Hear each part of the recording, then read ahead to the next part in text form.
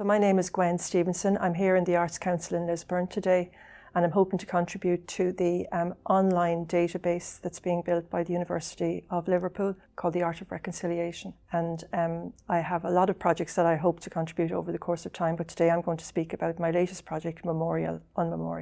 I moved to Northern Ireland having, my lived experience wasn't of the Troubles. So when I moved to Northern Ireland, at the time I didn't feel ready to respond as a visual artist to my environment or to comment on the Troubles. So what I did do was to work in socially engaged art and in community arts. And over the 20 years, I've worked on a huge amount of peace and reconciliation projects, community projects, and arts and health projects. And through that time, I've come into contact with a lot of people who are victims of the Troubles and people who have been injured in the Troubles. And as a consequence of that, I decided to respond in the 25th year of the Good Friday Agreement to the legacy of the conflict by creating a piece of work which I called UnMemorial. And it stemmed from the idea that a lot of the commemoration was about moving forward, and that somehow as if looking back was a bad thing. And I wanted to acknowledge the suffering of the victims and their families. And the way I did that was by crossing the border, the UK-Ireland border, every day over the course of the year, starting on the 14th of February 2023 to the 14th of February 2024. And each day I spoke the names and ages of each person whose anniversary fell on that day, each victim whose anniversary fell on that day. The reason I chose to cross the border was because the border is symbolic in terms of peace building and reconciliation. So it's an important concept symbolically, but equally, by crossing the border every day, I'm suggesting that the border which was fought over and for which people died is now a place of normalcy, where really you wouldn't actually know you were crossing the border at all because there is no mark there. There's, buses, people jogging, people cycling.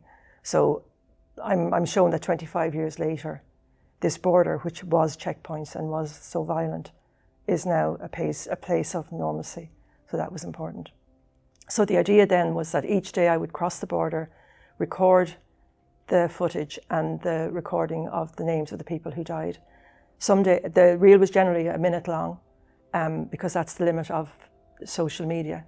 But some days there was more people. For example, the 17th of May, 51 people died. That was the day of the Dublin Monaghan bombings. So I needed to create 4 reels.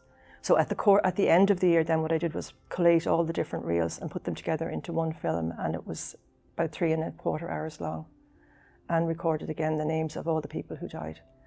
And then at the end of the year, in March 24, we created a space in Belfast Exposed, a space of reflection, I suppose, where the film was shown. And people could engage with that at their own pace. So whether people chose to come in and spend 3 hours there watching the film, or just come and go, that was it was just to create a quiet space and to mark the legacy of the Troubled by remembering the victims.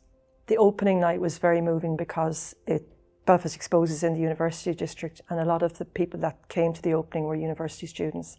And I think it really hit them for the first time that how young the people who died during the Troubles were. So over half the people who died were in their 20s and younger. And the most common age for people to die was 19.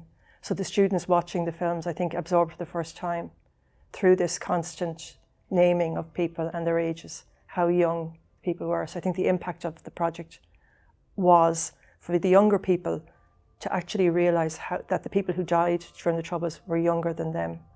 And I don't think that they had really absorbed that before. And then for the older people in the project, when they heard this relentless naming over the course of the time, it gave them a chance then to speak about people they knew.